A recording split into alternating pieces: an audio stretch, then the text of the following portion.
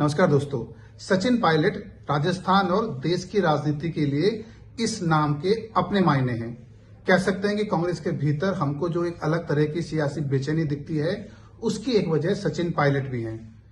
राजस्थान में 2013 से सीधे तौर पर सचिन पायलट सक्रिय हैं और पिछले 4.5 सालों में हमने जिस तरीके की सियासी गर्मी कांग्रेस के भीतर देखी है, उसकी एक बड़ी वजह सचिन पायलट ही हैं।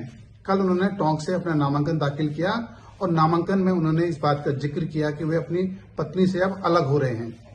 बड़ी खबर थी, लेकिन इस खबर को अगर हम उनके सियासी कैरियर के साथ जोड़ें तो देख सकते हैं कि किस तरीके का सियासी संतुलन परिवार और सियासत के बीच वे पिछले 4.5 सालों से बना रहे हैं। आसान नहीं है कि जब पारिवारिक मतभेद हो चीजों को लेकर या परिवार के भीतर कुछ अलग तरह की चीजें चल रही हों, तो सियासत में भी उसी ताकत के साथ संतुलन बनाना। कह सकते हैं कि सचिन पायलट ने इस मामले में बहुत संतुलन और अलग तरह की राजनीति भी की है, परिवार और सियासत के बीच के संतुलन को बनाए रखने में। ये उनकी ताकत के तौर पर भी देख सकते हैं कि आमतौर पर हम टूट जाते हैं, कमजोर हो जाते हैं, लेकिन वे लगातार सक्रिय रहे हैं और अलग तरीके से सक्रिय रहे हैं।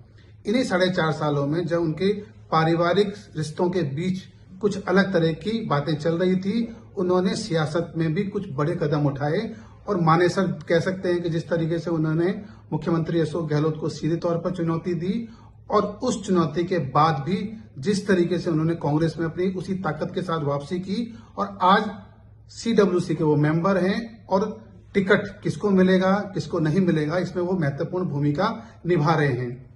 पिछले 4.5 सालों का जो सचिन पायलट का जो संघर्ष है वो हम सब ने देखा है। मैं उन्हें करीब 20 सालों से जानता हूं।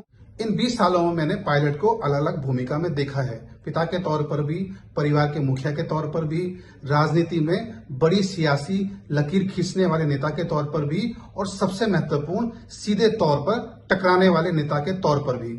2013 में जब कांग्रेस राजस्थान में हार गई थी, बड़ी हार हुई थी, तो उन्हें अध्यक्ष की जिम्मेदारी सौंपी गई थी।